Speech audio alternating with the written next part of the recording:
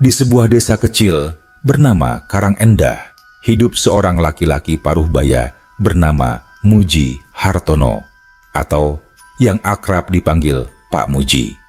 Orang-orang mengenalnya sebagai sosok yang rendah hati, tak banyak bicara, namun selalu siap menolong siapapun yang datang ke bengkelnya. Bengkel itu kecil saja, sebuah ruangan kayu di samping rumahnya, dengan atap seng yang sering berisik jika diterpa angin. Di depan bengkel seberang jalan, berdiri sebuah pohon besar yang sudah ada sebelum rumah-rumah mulai berdiri di desa itu. Warga menyebutnya pohon kepuh tua. Pak Muji membuka bengkelnya sejak pagi. Ia biasanya duduk di bangku kayu yang sudah retak di beberapa sudut, sambil menunggu ada pelanggan yang datang membawa sepeda bocor, rantai putus, atau sekadar minta tekanan ban ditambah. Namun, sudah 3 minggu ini, bengkel itu sangat sepi. Desa Karangendah memang sedang berubah. Anak-anak sekolah lebih sering diantar jemput, orang dewasa lebih senang naik ojek online, dan para pedagang banyak yang beralih memakai kendaraan bermesin. Sepeda perlahan dianggap kuno. Pak Muji sebenarnya tidak pernah mengeluh. Ia tetap membuka bengkel setiap hari, membersihkan meja alat, mengelap pompa angin manual, dan menata murbaut kecil di dalam kotak kayu. Namun, kesepian itu rasanya makin panjang, membuat ia sering termenung melihat jalan desa yang lengang dari suara lonceng sepeda. "Pak, makan dulu. Udah siang." Suara lembut Bu Listi, istrinya, memecah keheningan. Pak Muji menoleh dan tersenyum kecil. "Iya, Bu, nanti saya nyusul." Bu Listi memahami betul sifat suaminya. Lelaki itu selalu berusaha terlihat kuat, meskipun jelas ia khawatir tentang pemasukan keluarga. Belakangan ini, mereka hidup dari sedikit tabungan, ditambah hasil jualan kue Bu Listi. Anak mereka, seorang anak laki-laki kelas 6 SD bernama Rangga, sering membantu menjaga adik bungsunya, Lela, saat Bu Listi sibuk menyiapkan pesanan kue. Siang itu, suara sepeda pun tidak terdengar sama sekali. Bahkan angin yang lewat di sela-sela daun pohon kepuh tua rasanya seperti mengolok keheningan bengkel yang semakin muram. Pak Muji kembali mengelap rantai sepeda bekas yang ia temukan beberapa hari lalu.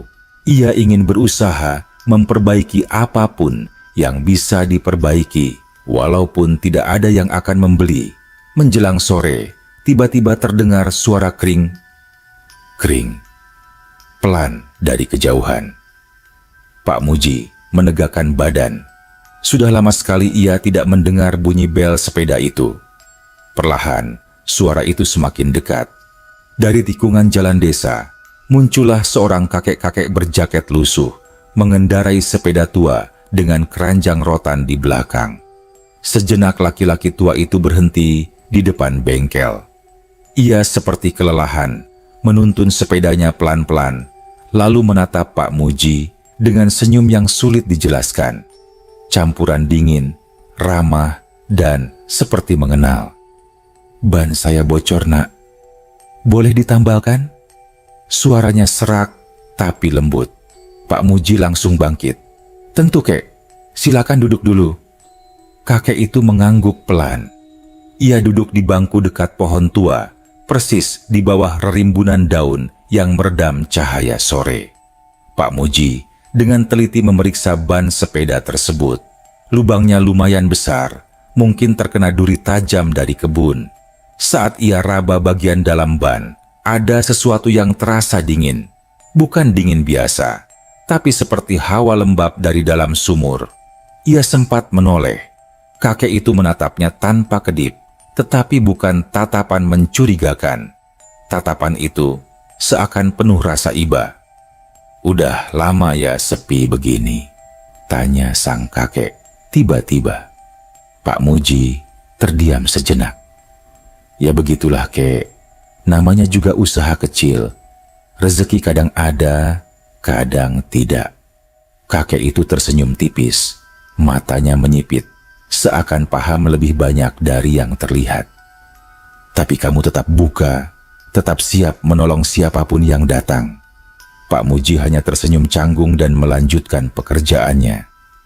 Dalam 15 menit, ban itu sudah kembali keras dan siap dipakai. Selesai, Kek. Kakek itu bangkit, memeriksa sepedanya, lalu menepuk bahu Pak Muji pelan, gerakan ringan, tetapi menimbulkan hawa dingin merambat naik sampai tengkuk. Terima kasih, tapi saya tidak punya uang, katanya tanpa rasa bersalah. Pak Muji langsung mengangkat tangan, tersenyum seperti biasa. Tidak apa-apa, namanya juga menolong. Kakek itu memandang lebih lama dari wajar. Hatimu baik, Nak. Langkah manusia seperti kamu. Beberapa detik hening. Lalu kakek itu berkata, saya tinggal di dekat sini saja. Dekat pohon besar itu. Ia menunjuk pohon kepuh tua di seberang jalan. Sudah lama saya memperhatikanmu. Pak Muji mengernyit bingung. Kakek tinggal di dekat pohon itu? Di rumah siapa? Kakek itu hanya tersenyum. Senyuman yang membuat udara seolah berhenti sebentar. Namun, Pak Muji menganggap kakek itu sedang bercanda atau memang sudah pikun. Kemudian si kakek menaiki sepedanya perlahan. Besok dan seterusnya. Semoga rezekimu tidak lagi seret. Kamu tulus, Nak. Kebaikan itu selalu kembali dengan caranya sendiri. Tanpa menunggu jawaban, kakek itu mengayuh sepedanya pergi menyusuri jalan desa yang mulai temaram. Pak Muji berdiri lama, menatap punggung kakek itu sampai hilang di balik tikungan. Ada sesuatu yang tidak biasa, sesuatu yang membuat bulu kuduknya meremang.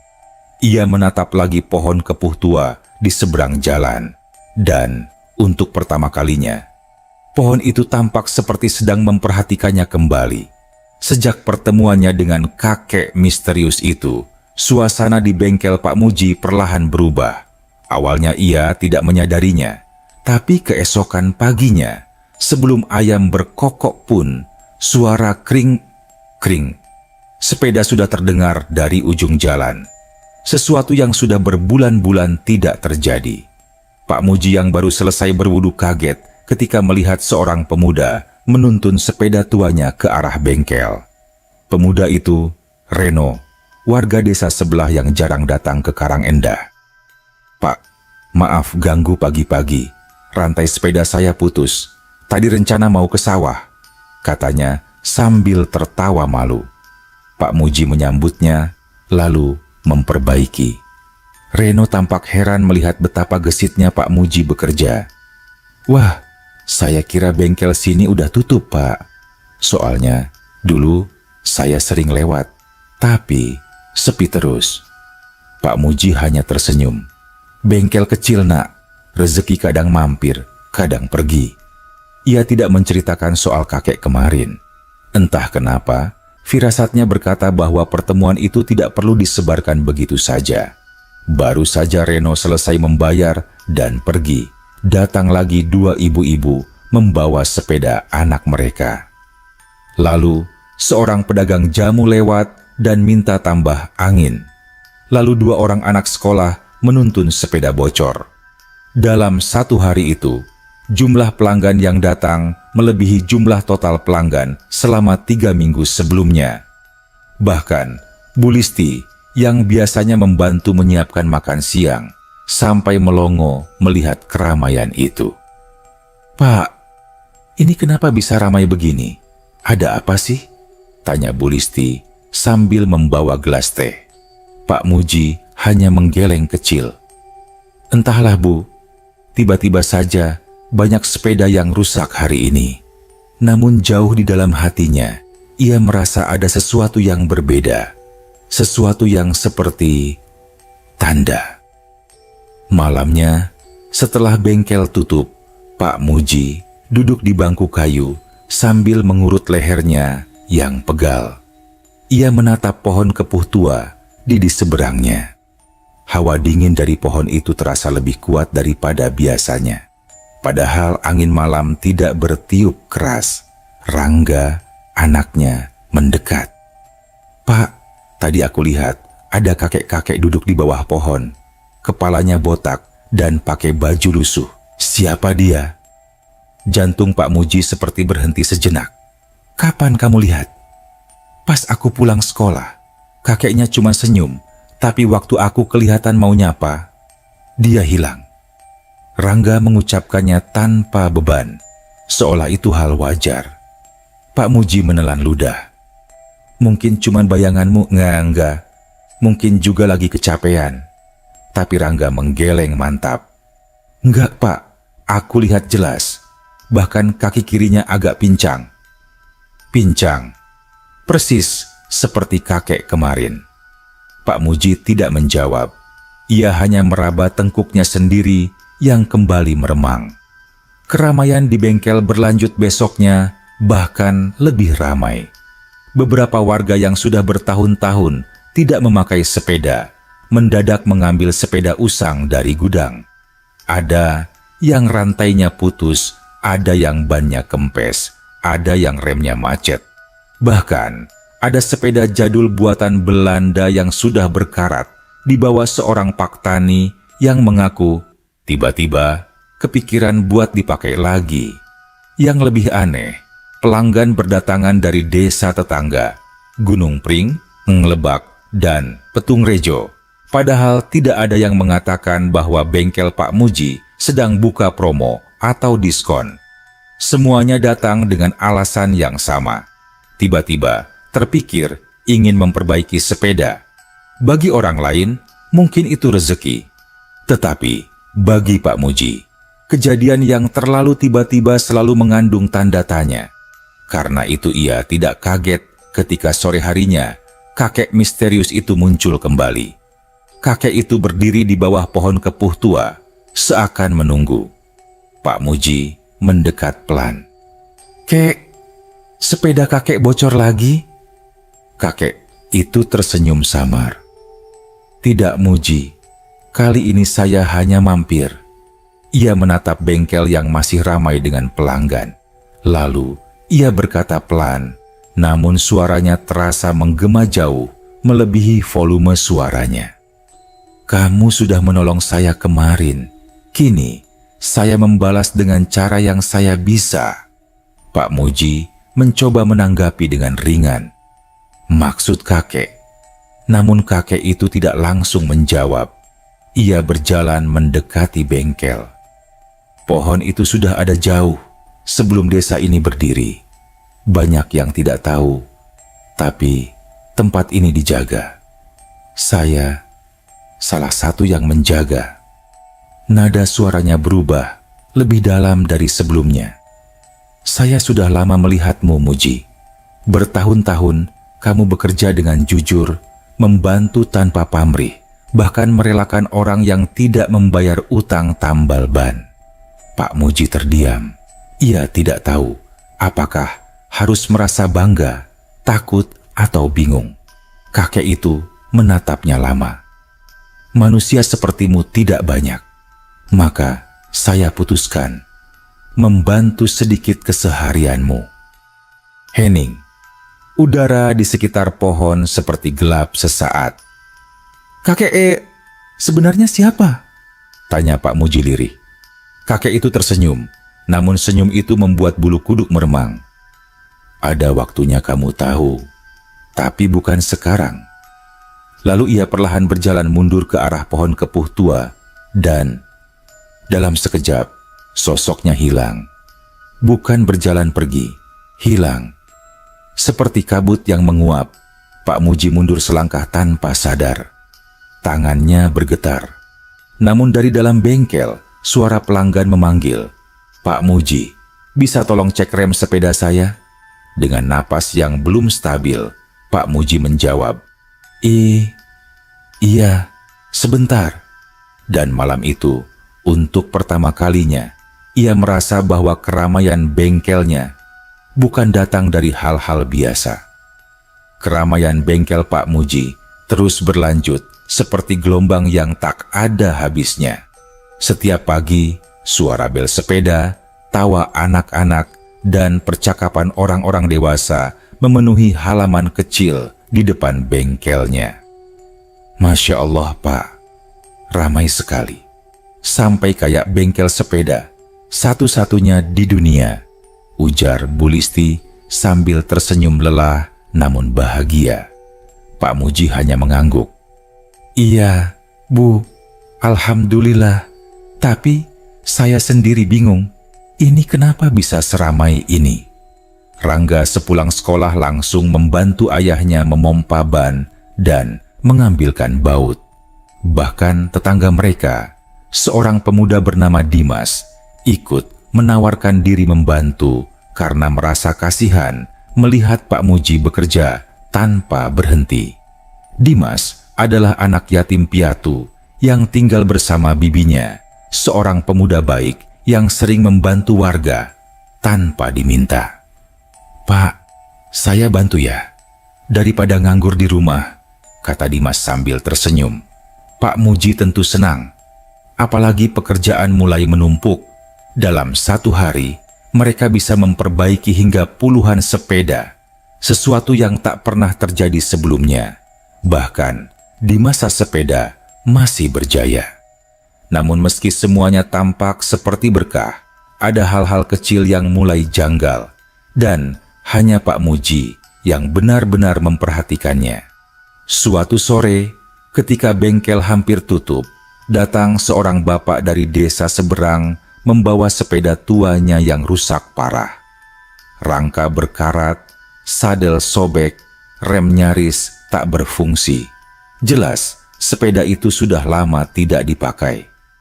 Entah kenapa, Pak, kata si bapak, tiba-tiba saya kepikiran banget buat benerin sepeda ini. Padahal udah saya tinggalin hampir 10 tahun. Tadi malam mimpi saya didatangi seorang kakek-kakek. Katanya, besok perbaiki sepedamu, datang ke bengkel dekat pohon besar. Makanya saya ke sini. Setelah bapak itu pergi, Pak Muji duduk terpaku lama. Ia memandang pohon kepuh tua di seberang bengkel. Kakek-kakek, gumamnya pelan. Pohon besar. Ia merasa ada pola yang semakin jelas, semakin dekat pada kebenaran yang ingin ia jauhi. Malam itu, selepas semua pelanggan pulang, suasana menjadi sangat sepi. Tidak ada suara jangkrik, tidak ada hembusan angin, hanya suara dedaunan pohon kepuh tua yang bergerak pelan, seolah ada sesuatu yang menyentuhnya. Pak Muji berdiri di bawah pohon itu, mencoba mengumpulkan keberanian. Kek, kalau kakek ada di sini, saya cuma mau bicara, katanya pelan. Tidak ada jawaban, tapi hawa di sekitar batang pohon terasa menurun drastis. Tubuh Pak Muji merinding dari betis hingga tengkuk. Tiba-tiba terdengar suara langkah pelan. Bukan dari tanah, melainkan dari arah cabang pohon. Pak Muji menelan ludah. Matanya memandangi dedaunan yang gelap. Kamu memanggil saya? Suara berat namun tenang bergema dari ruang kosong di hadapannya. Dan dari balik batang pohon, sosok kakek pincang itu muncul. Tidak berjalan seperti manusia biasanya, lebih seperti melayang rendah, namun tetap menyentuh tanah. Pak Muji mundur setapak. Kakek, siapa sebenarnya? Apa benar kakek yang bikin bengkel saya ramai? Sang kakek tersenyum. Namun, senyumnya kali ini berbeda. Lebih lembut, lebih teduh. Saya hanya melakukan sedikit. Selebihnya adalah balasan atas kebaikanmu sendiri, Muji. Tapi, kenapa saya? Dan kenapa lewat mimpi orang-orang? Kakek itu mengangkat tangannya, menunjuk ke arah batang pohon kepuh tua. Tempat ini sudah ada jauh sebelum nenek moyangmu lahir. Banyak makhluk menetap di sini, menjaga, mengawasi. Saya salah satunya. Dan saya sudah lama memperhatikanmu. Pak Muji merasakan hawa dingin menembus kulitnya. Kenapa memperhatikan saya? Karena kamu manusia yang tulus. Bahkan ketika tidak ada yang melihat, kamu tetap berbuat baik. Kamu menolong, kamu mengikhlaskan. Kebaikanmu menggetarkan batas dunia kami. Maka, saya membalasnya dengan apa yang saya mampu. Pak Muji terdiam lama. Rasanya sulit mencerna semua itu. Dunia gaib bukan hal baru baginya. Ia tumbuh di desa yang penuh cerita. Tapi, mengalami langsung adalah hal yang jauh berbeda. Kakek, apa ini akan terus begini? Pertanyaan itu membuat kakek itu menunduk sebentar. Untuk sementara iya. Tapi, setiap bantuan dari dunia saya ada harganya. Napas Pak Muji memburu pelan. Harga? Maksudnya apa? Kakek itu tidak menjawab langsung. Ia memandang ke arah rumah Pak Muji, ke arah tempat Bu Listi dan anak-anak berada. Tidak perlu takut, katanya akhirnya. Selama kamu tetap tulus, tidak serakah, dan tidak lupa bersyukur, maka saya tidak akan menyentuh keluargamu. Saya bukan makhluk jahat. Saya hanya penjaga. Tapi kata-kata itu bukannya menenangkan, justru membuat Pak Muji semakin gelisah. Karena kalimat, selama kamu tidak serakah, terasa seperti peringatan atau ancaman halus. Besok, kata sang kakek, bengkelmu akan lebih ramai lagi.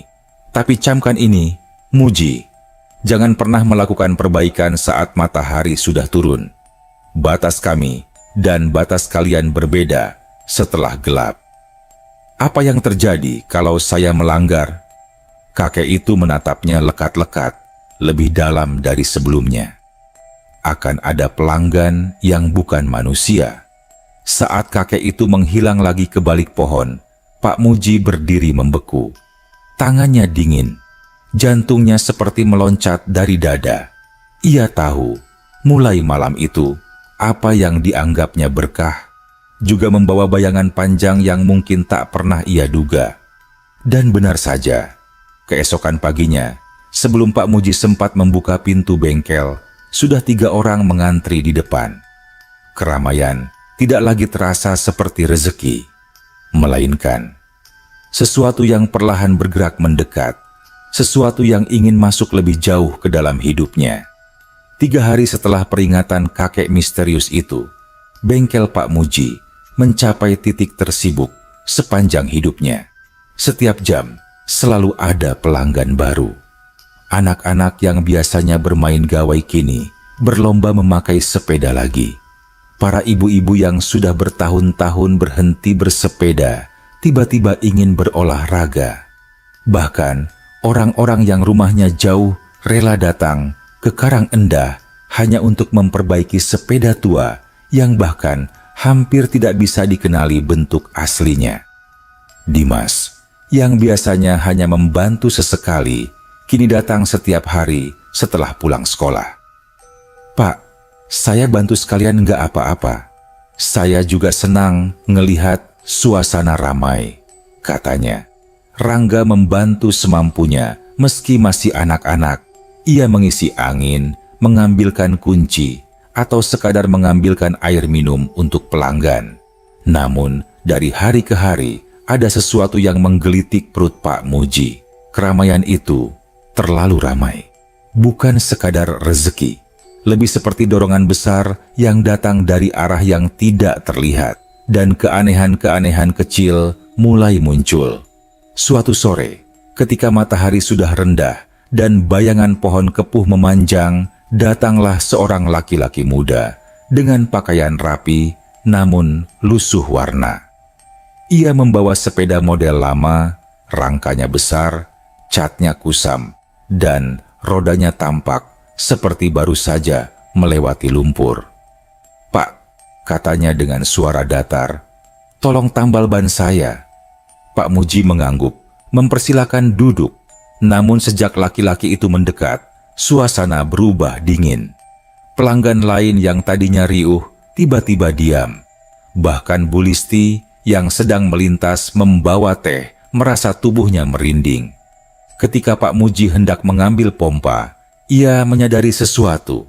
Laki-laki itu tidak memiliki bayangan. Sinar matahari sore jelas menyinari tubuhnya, tetapi tanah di bawahnya sama sekali tidak menunjukkan bentuk apapun. Pak Muji mencoba tetap bekerja seperti biasa. Tangannya sedikit gemetar ketika ia mengeluarkan ban dalam dari roda. Saat ia menyentuh ban, hawa yang keluar dari dalamnya seperti udara lembab dari dasar sumur. Bukan dingin biasa. Laki-laki itu memperhatikan gerak-geriknya tanpa berkedip. Tidak berkedip sedikit pun. Rangga yang sedang duduk di pinggir bengkel memperhatikan dengan samar, lalu berbisik pada ayahnya, "Pak, orang itu aneh. Matanya kayak kosong." Pak Muji tidak menoleh, hanya berkata pelan, "Rangga, masuk dulu. Bantu ibu." Rangga menurut, meski jelas ia merasa tidak nyaman. Ketika tambalan selesai, laki-laki itu berdiri, lalu berkata, "Berapa, Pak?" Pak Muji menjawab dengan suara kaku, 10.000 saja. Laki-laki itu tersenyum. Senyum lebar namun kaku, seolah otot wajahnya tidak dilatih untuk tersenyum. Ia merogoh sakunya, lalu mengeluarkan sesuatu, selembar uang yang tampak usang, lusuh, dan kotor, seolah sudah puluhan tahun terpendam dalam tanah. Pak Muji menelan ludah. "Maaf, Mas, ini uang apa?" tanyanya sopan. Berusaha tidak terlihat takut, laki-laki itu seperti kebingungan sejenak. "Ini uang yang biasa dipakai." Nada suaranya datar, janggal, seperti mengucap kata-kata yang dipelajari belakangan. "Mas, ini uang lama, sudah nggak berlaku," kata Pak Muji pelan. Laki-laki itu memiringkan kepala, seakan mencoba memahami hal yang tidak ia mengerti. Lalu ia tersenyum lagi, lebih lebar dari sebelumnya. "Kalau begitu, saya bayar dengan cara lain." Dalam sekejap, hawa dingin menyelimuti seluruh bengkel. Lampu neon di dalam ruangan berkedip-kedip, bau tanah basah muncul entah dari mana. Rambut di tengkuk Pak Muji berdiri semua. Tapi, sebelum laki-laki itu melakukan apapun, suara berat namun tegas terdengar dari arah pohon kepuh tua. "Cukup." Sosok kakek pincang itu muncul dari balik batang pohon. Seperti biasa, tidak berjalan, tidak melangkah, hanya muncul. Laki-laki itu langsung menunduk dalam-dalam. Tubuhnya gemetar. Pak Muji berdiri kaku. Sang kakek hanya berkata satu kalimat, "Pergi." Dan laki-laki itu menghilang. Bukan berlari, bukan berjalan. Hilang, seperti bayangan yang disedot cahaya. Suasana kembali normal, namun tubuh Pak Muji terasa lemas, seperti habis berlari jauh. Kakek itu menatapnya lama, lalu berkata pelan, "Aku sudah bilang, jangan bekerja setelah matahari hampir tenggelam. Waktu ini bukan untuk kalian." Pak Muji mengangguk cepat. "Iya, Kek. Maaf, saya lupa waktu." Kakek itu menatap sepeda yang tadi diperbaiki. Yang tersisa kini hanya rangka tua yang berkarat parah, berbeda dari keadaan sebelumnya. Ban yang tadinya normal kini kempes dan sobek-sobek. Beberapa dari mereka, kata sang kakek, tidak paham batas. Mereka tertarik pada keramaian, tertarik pada hidup. Pak Muji memejamkan mata, mencoba menenangkan degup jantungnya. "Terus, saya harus bagaimana, Kek?" "Tutup bengkelmu saat matahari turun. Jangan layani siapapun apapun. Tidak semua makhluk bisa kamu tolong." Pak Muji mengangguk, perlahan menguasai napasnya. Namun sebelum kakek itu pergi, ia menambahkan sebuah kalimat yang membuat tubuh Pak Muji membeku kembali. "Dan mulai malam ini, jangan biarkan anakmu bermain dekat pohon kepuh." Pak Muji membelalak. "Kenapa, Kek? Ada apa dengan Rangga?" Kakek itu menatapnya dengan mata redup namun tajam. Beberapa makhluk sudah memperhatikannya. Mereka suka pada anak-anak yang punya hati bersih. Suasana malam itu seakan tenggelam dalam keheningan gelap. Dan untuk pertama kalinya, rasa syukur atas keramaian bengkel berubah menjadi rasa takut yang perlahan merayap.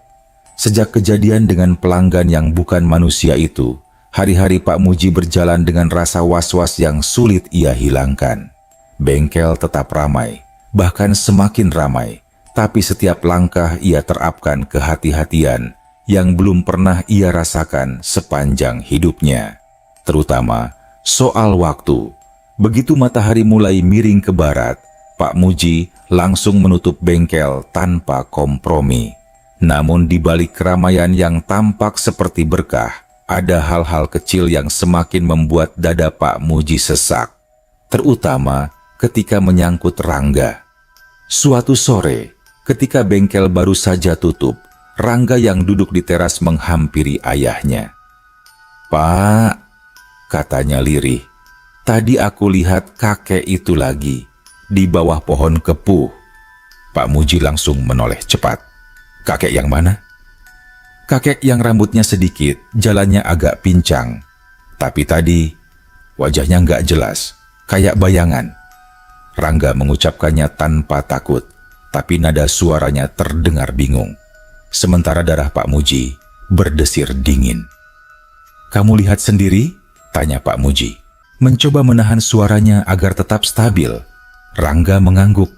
"Iya, dia liatin aku terus bilang, 'Sini nak, biar saya ajari naik sepeda yang benar.'"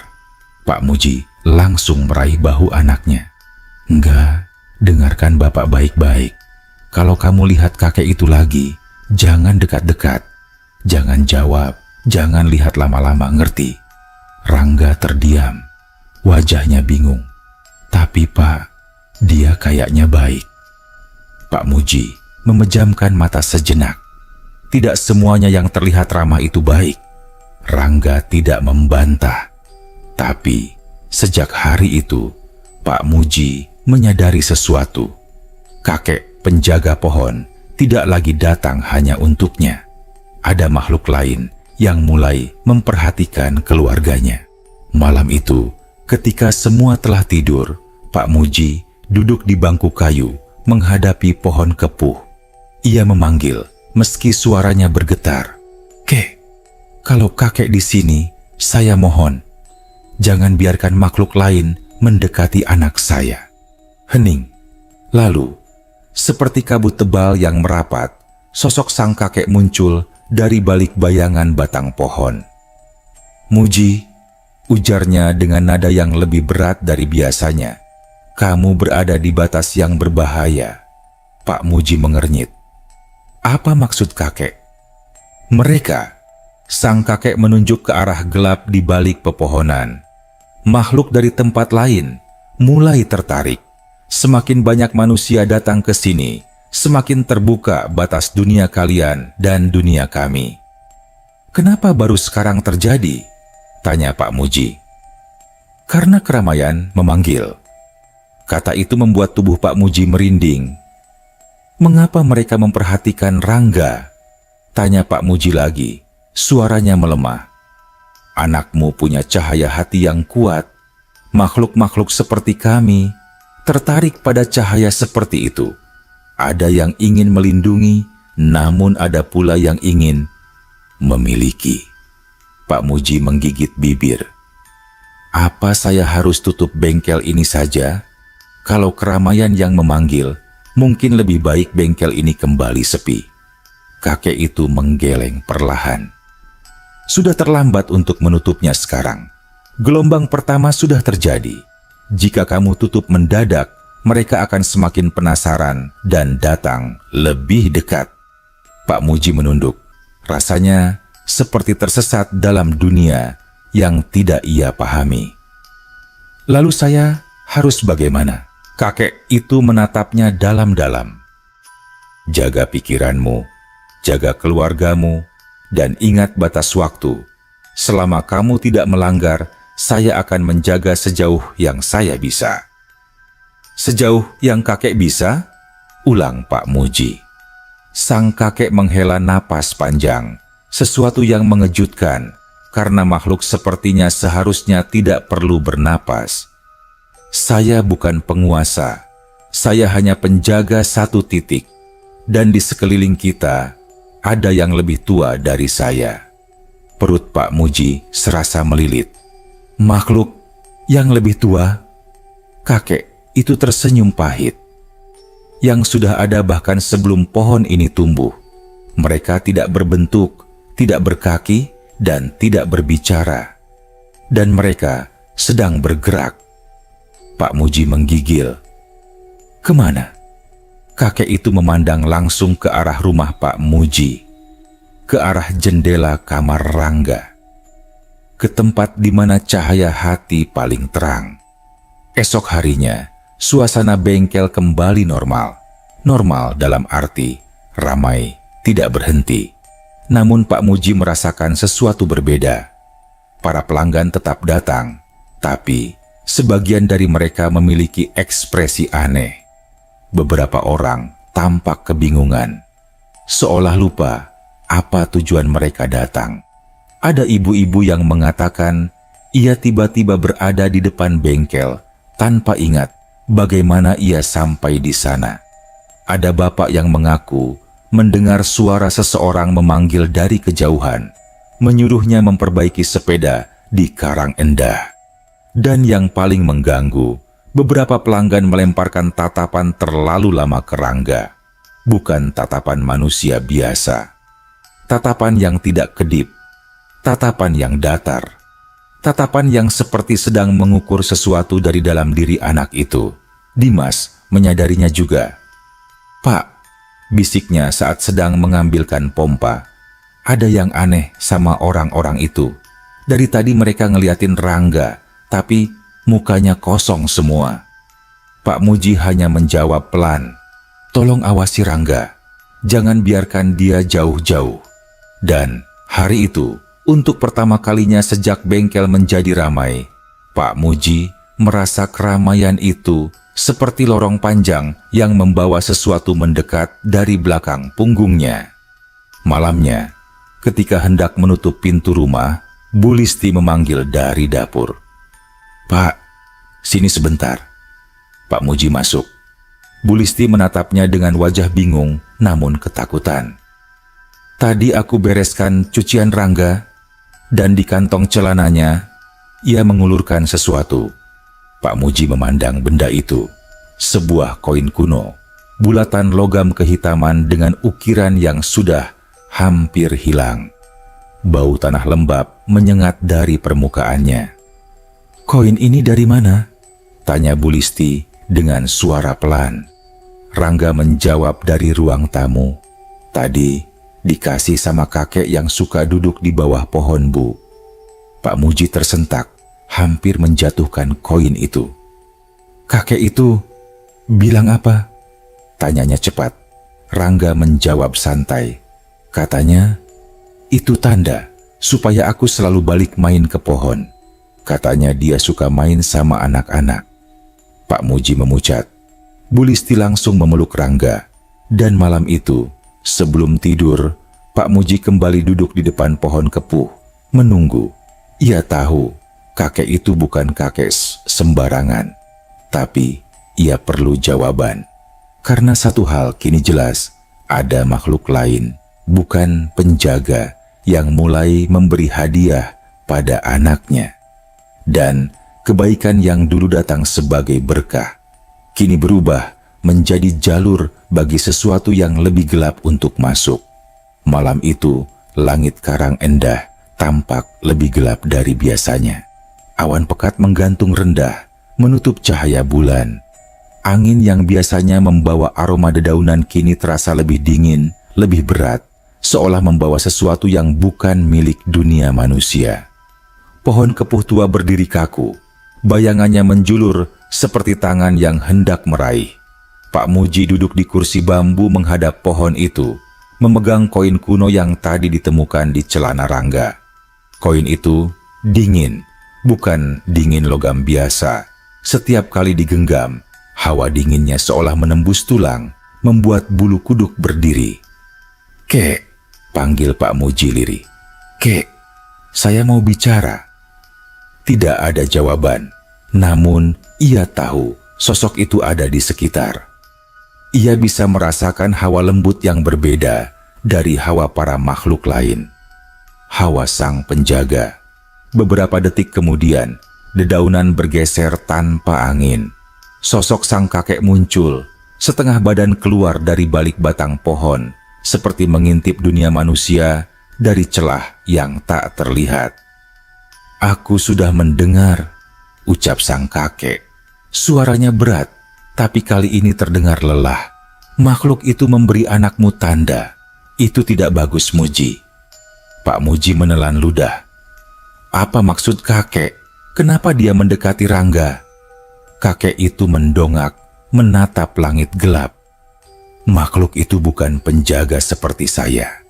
Ia adalah salah satu dari yang lebih tua, yang tidak memiliki wujud pasti, yang tertarik pada cahaya hati anak kecil. Dan anakmu memancarkan cahaya yang kuat. Mereka mencarinya." Perut Pak Muji mencelos. Bagaimana caranya mereka bisa dekat? Bukankah kakek menjaga pohon ini? Kakek itu menghela napas panjang. "Saya menjaga batas. Tapi ketika terlalu banyak manusia datang ke sini, terlalu banyak energi keluar masuk, batas itu melemah. Keramaian itu membuka celah, dan makhluk-makhluk lain mulai bermunculan." Pak Muji menunduk, menggenggam koin itu semakin erat. Apakah mereka berniat mengambil Rangga? Sang kakek tidak menjawab, tapi diamnya sudah cukup membuat dada Pak Muji terasa hampa. "Kek!" Suara Pak Muji bergetar. "Tolong saya. Saya tidak peduli bengkel ramai atau tidak.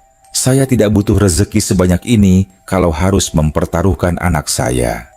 Sang kakek mendekat satu langkah atau sesuatu yang mirip langkah.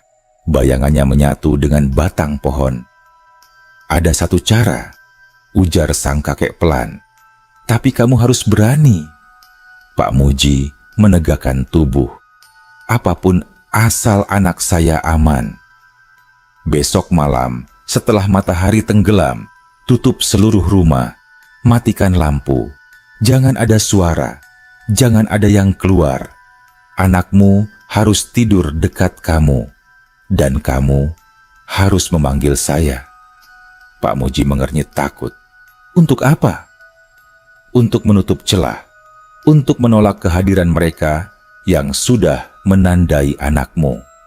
"Kenapa harus malam?" Kakek itu menatap jauh ke arah kegelapan. "Karena mereka datang di saat itulah. Dan jika kalian bertahan sampai fajar, mereka tidak akan kembali lagi." Pak Muji menggenggam koin itu semakin keras. Kalau gagal, kakek itu menatapnya lama, sangat lama. Kalau gagal, mereka akan mengambil apa yang mereka anggap sudah menjadi miliknya. Keesokan harinya, suasana bengkel tetap ramai. Warga datang silih berganti. Sepeda rusak seolah muncul tanpa habis. Namun, Pak Muji tidak lagi bekerja dengan tenang. Setiap orang yang datang terasa seperti ancaman. Setiap wajah tanpa ekspresi membuatnya curiga. Setiap tatapan yang tidak berkedip seperti mengingatkannya pada laki-laki yang tak berbayang. Dimas memperhatikan gerak-gerik Pak Muji yang tidak biasa. "Pak, mukanya pucat banget. Kalau capek, istirahat dulu." Pak Muji hanya tersenyum tipis. "Enggak apa-apa, Mas Dimas. Banyak pikiran aja." Namun Dimas kemudian memperhatikan sesuatu yang lain. Beberapa pelanggan yang bahkan belum pernah ke desa itu sebelumnya memperhatikan Rangga dari kejauhan. Ada yang senyum miring, ada yang memiringkan kepala tak wajar. Ada pula yang hanya berdiri terlalu lama, seolah menunggu sesuatu. Dimas mendekat ke telinga Pak Muji. "Pak, saya nggak enak ngomong, tapi dari tadi banyak yang ngeliatin Rangga. Mukanya nggak enak semua." Pak Muji langsung bergetar. Mas Dimas, tolong nanti pulang agak malam ya. Kalau bisa, bantu saya jaga. Dimas mengangguk. Siap, Pak. Saat senja tiba, Pak Muji menutup bengkel lebih cepat dari biasanya. Ia langsung membawa Rangga dan Lela masuk ke dalam rumah. Bu Listi kebingungan. Pak, ini kenapa buru-buru banget? Masih ada 2 orang nunggu tadi. Sudah, Bu. Tutup saja. Malam ini jangan buka pintu, jangan nyalakan lampu. Apapun yang terjadi, jangan keluar. Bu Listi menatap suaminya dengan rasa takut yang belum pernah ia lihat sebelumnya. Pak, ada apa sebenarnya? Pak Muji menggenggam tangan istrinya. Percaya sama saya, ini untuk keselamatan kita. Malam itu, setelah makan seadanya, mereka mematikan semua lampu. Rumah dibiarkan gelap total. Pak Muji, Bu Listi, Rangga, dan Lela berkumpul dalam satu kamar. Dimas duduk di ruang tamu, menjaga, meski wajahnya pucat. Jam menunjukkan pukul 11 malam. Angin di luar tidak bergerak, tidak ada suara jangkrik, tidak ada suara burung malam. Yang terdengar hanyalah suara langkah kaki kecil di halaman rumah. Rangga memegang tangan Pak Muji. Pak, itu suara apa? Pak Muji menarik anaknya lebih dekat. Jangan bicara. Suara itu semakin dekat. Langkah kecil, ringan. Tapi jumlahnya banyak. Seolah ada beberapa anak sedang berlarian di halaman rumah. Padahal tidak ada siapapun. Lalu terdengar suara lain. Suara yang menyerupai anak kecil tertawa. Tapi suara itu tidak normal. Tertawa tanpa jeda. Tertawa tanpa napas. Tertawa seperti piring kaca digores kuku. Dimas dari depan rumah berbisik keras. Pak, ada bayangan jalan mondar-mandir di depan jendela. Banyak banget, nggak ada badannya. Bu Listi mulai menangis tanpa suara. Setelah memeluk ibunya ketakutan, Pak Muji memejamkan mata. Lalu ia memanggil dengan lirih.